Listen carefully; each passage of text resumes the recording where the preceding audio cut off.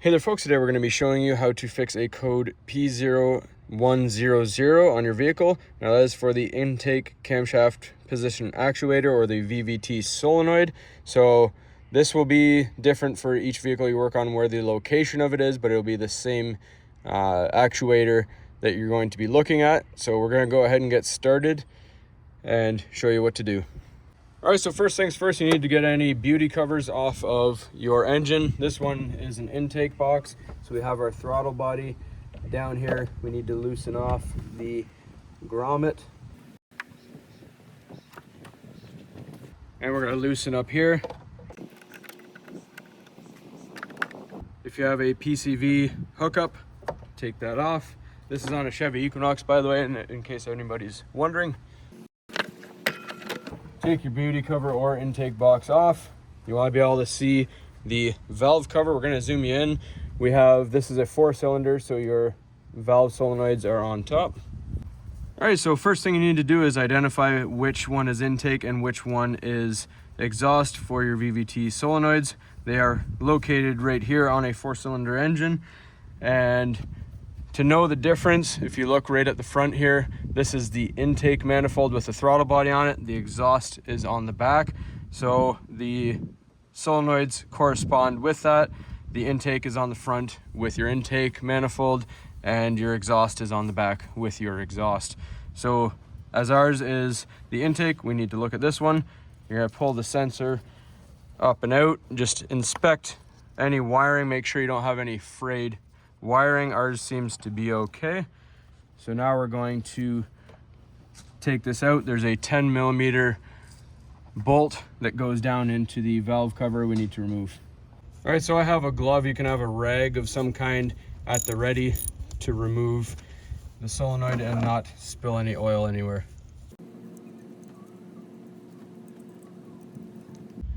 All right, so if you have a struggle getting these off, I find one of these panel popper tools is often very helpful because you can get it around the body where the harness goes and just pull gently up.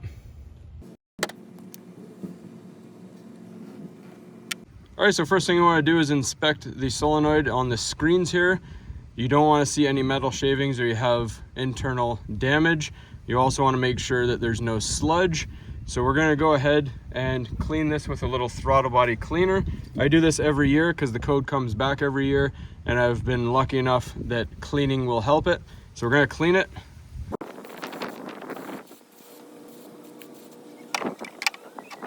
So you saw I just cleaned the screens and then inside the hole right there. And we can hear it's moving back and forth. That is a good sign. If you can't hear that, that means it's stuck. So we're gonna wipe it all down and reinstall it. And I would say no matter what code you have, even though we just only have one for the intake, we're still going to perform the same cleaning on our exhaust. Hi. Yeah. Just to make sure, a little preventative maintenance. This is what it is. Mm-hmm. Yeah. Right. Yeah, this is ours. Mm-hmm. Whoa.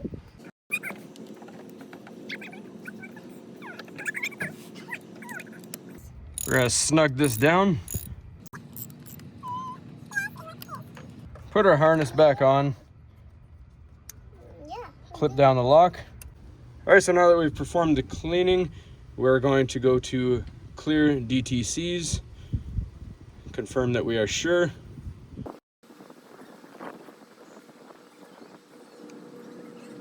All right, now that that's cleared, we're going to put the beauty covers and intake box back on and go for a drive and make sure that it doesn't come back.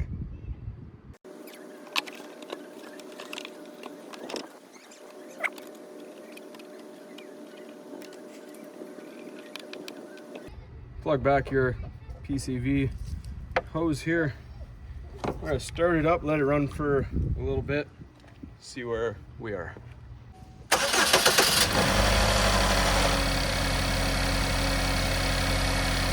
All right, so I've had the engine running for a little bit, went for a little spin. Now we're gonna go back to health report. That is a code that would come back fairly quickly if it was still present. Doesn't take much for it to alert the system. Looks like our engine control module doesn't have any fault codes right now.